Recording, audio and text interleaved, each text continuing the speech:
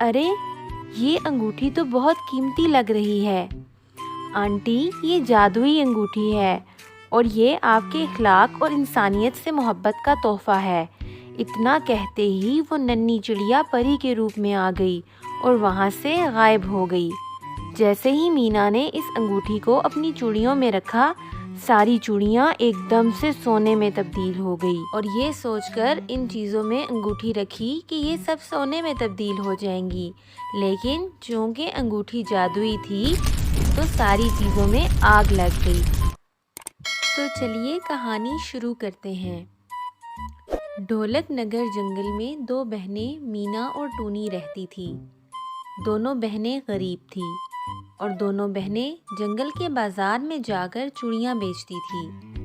دونوں کے شوہر شہر کے جنگل میں کام کرتے تھے۔ ٹونی چڑیا کا ایک بیٹا بنٹی تھا، جبکہ مینا کے بچے نہیں تھے۔ ہر بار کی طرح جب ٹونی کا شوہر گھر آیا تو ٹونی کا بیٹا بولا، پاپا آ گئے، پاپا آ گئے۔ آپ میرے لیے کیا لائے پاپا؟ میں تمہارے لیے کھلونے لایا ہوں۔ بہت اچھے، خود تو 1 مہینے بعد 1 دن کے لیے آتے ہو، بگاڑو اور بگاڑو اسے، باقی پورا مہینہ تو مجھے اس کو جھیلنا پڑتا ہے۔ ارے تم تو آتے ہی بھڑک رہی ہو۔ جو سچ ہے وہی بتا رہی ہوں۔ کیسے کروں میں گھر کا خرچہ پورا؟ مجھے چلانا پڑتا ہے۔ میں کیسے خرچ پورا کرتی ہوں یہ تو میں ہی جانتی ہوں۔ مینا کو دیکھو، بازار جاتے ہی سارا مال بک جاتا ہے، وہ بہت خوش رہتی ہے۔ ارے وہ تمہاری چھوٹی بہن ہے، پھر بھی تم اس سے اتنا چڑھتی ہو۔ وہ خوش ہے تو تمہیں بھی خوش ہونا چاہیے۔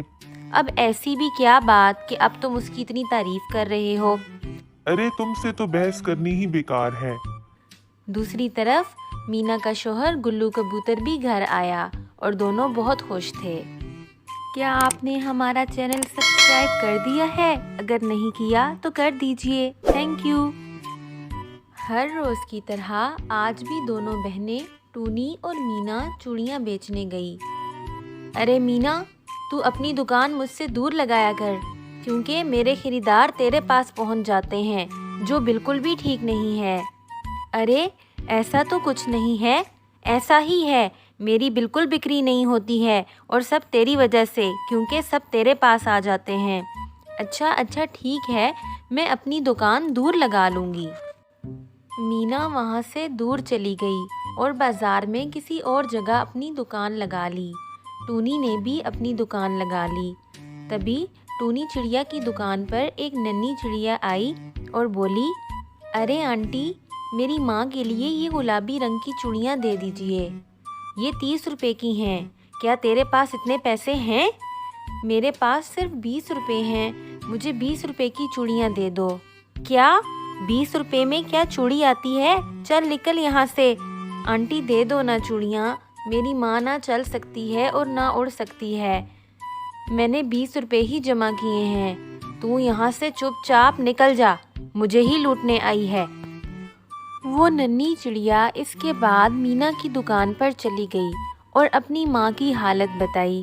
ارے ننھی چڑیا، یہ چوڑیاں تم اپنی ماں کے لیے میری طرف سے لے جاؤ اور ان پیسوں کی مٹھائی کھا لینا۔ وہ ننھی چڑیا خوشی خوشی وہاں سے چلی گئی۔ روز کی طرح آج بھی مینا کی اچھی کمائی ہوئی۔ دوسری طرف ٹونی کا آج بھی مال نہیں بکا۔ اگلے دن وہ ننھی چڑیا دوبارہ مینا کے پاس آئی اور بولی، یہ گفٹ میری ماں نے آپ کے لیے دیا ہے۔ جب مینا نے وہ گفٹ کھولا تو اس میں ایک سونے کی چمکدار اور بہت خوبصورت انگوٹھی تھی۔ ارے یہ انگوٹھی تو بہت قیمتی لگ رہی ہے۔ آنٹی یہ جادوئی انگوٹھی ہے اور یہ آپ کے اخلاق اور انسانیت سے محبت کا تحفہ ہے۔ اتنا کہتے ہی وہ ننھی چڑیا پری کے روپ میں آ گئی اور وہاں سے غائب ہو گئی۔ جیسے ہی مینا نے اس انگوٹھی کو اپنی چوڑیوں میں رکھا، ساری چوڑیاں ایک دم سے سونے میں تبدیل ہو گئی۔ مینا بہت خوش ہوئی۔ اس نے خوشی خوشی یہ بات اپنی بہن ٹونی کو بتائی۔ تبھی ٹونی کہنے لگی، اس انگوٹھی پر میرا حق ہے، کیونکہ اس ننھی چڑیا کو میں نے تمہارے پاس بھیجا تھا۔ ارے نہیں، اس پر میرا حق ہے اور وہ میرے لیے یہ تحفہ لے کر آئی تھی۔ بہت بحث کے بعد ٹونی نے مینا سے وہ انگوٹھی لے لی۔ ٹونی کے دل میں لالچ آ گیا تھا۔ وہ جلدی سے اپنے گھر آئی اور گھر کی ساری چیزیں اکٹھی کی اور یہ سوچ کر ان چیزوں میں انگوٹھی رکھی کہ یہ سب سونے میں تبدیل ہو جائیں گی، لیکن چونکہ انگوٹھی جادوئی تھی تو ساری چیزوں میں آگ لگ گئی اور اس طرح ٹونی کو اپنے کیے کی سزا مل گئی۔ اگر آپ کو ہماری کہانیاں اچھی لگتی ہیں تو ویڈیو کو لائک کریں، شیئر کریں اور چینل کو سبسکرائب کرنا نہ بھولیں۔ Thanks for watching.